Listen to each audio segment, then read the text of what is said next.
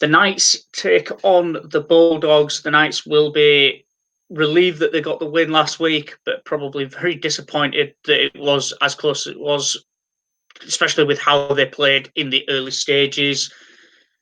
The Bulldogs, very much in the same vein, will be very happy with how they started and not too happy with how they finished. They've made a slight change, and that is Brandon Wakeham in the 14 shirt. Avarillo comes in on his return from COVID suspension from the outbreak at the hotel there. Marcelo Montoya goes back to the wing. I mean, the Knights completely unchanged. They're looking good. If it ain't broke, don't fix it. I was really impressed with Tau Moga last week. Thought that he looked really well, and especially coming up against a Bulldog side that realistically have weaker backs than South Sydney, I would expect maybe Moga to get himself a try or best. I think the battle in the centres is going to be won by the Knights on both sides. The Bulldogs really are just sort of stripped out there for the time being. I question Wakeham at 14. I don't think the Bulldogs really have the squad depth right now to be messing around with interchange playmakers, just because against the Knights, they've got such a dominant pack as well.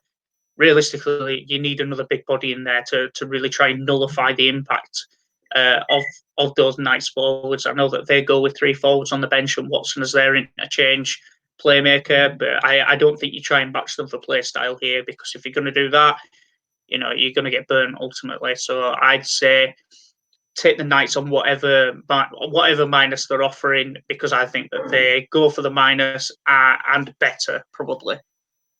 You're taking the Knights at 16.5. Just for the record, that's a big line to be calling blindly.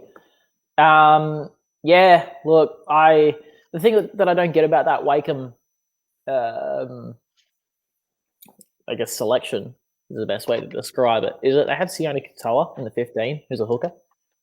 They have the ability, and if a half were to go down, much like it happened last week, Marshall King could go into the 6, and Katoa comes in at the 9, and they don't lose a thing. If anything, they looked okay with Marshall King playing in the halves. They obviously lost the running game of foreign, but I mean, there wasn't a significant difference in their attack. Not that says much about the Bulldogs' attack at the moment. I like your reasoning for the centres. I am going Bradman best, anytime try scorer. That it just screams, give it to me. Potentially going up against Kerrod Holland, who is the definition of a turnstile. If you want to feel a little bit frisky, you could make a very strong argument for Lockie Fitzgibbon to jump over as well. For me, he's just due for a try. He's ready. He's been waiting. I think that they'll catch the Dogs napping on the short side there, and Fitzgibbon will go over. So I'm going to go those 2 for anytime try scorer. I don't know about your 16.5, mate. I think that ballsy, to put it politely. The over at 43.5 is tempting. I'm not quite confident enough to touch it, though. Even with the Dogs' track record of high-scoring games, you could argue that the second half probably have more tries. Yeah, look, it's a bit of a tough one outside of Bradman and Fitzgibbon for me in terms of finding a tip. So unless you have any others that I think you want to go with. So you've gone Bradman. I'm going to go Moga. I think last week he was really impressive. He's a big bloke. He's almost Moses Sully-esque in the way that he plays, just barreling over close to the line. I'm going to go Moga anytime with that nice minus 16.5 on the line. Because the reasoning behind that is, if you look at the Bulldogs and you say that their strongest area is their forwards, and you look at the Knights team and they have them beaten to a man in the forwards, then realistically, even if the Knights, whichever way the Knights play, they go down the wings and the edges, the Knights win. They go through the middle, the Knights win.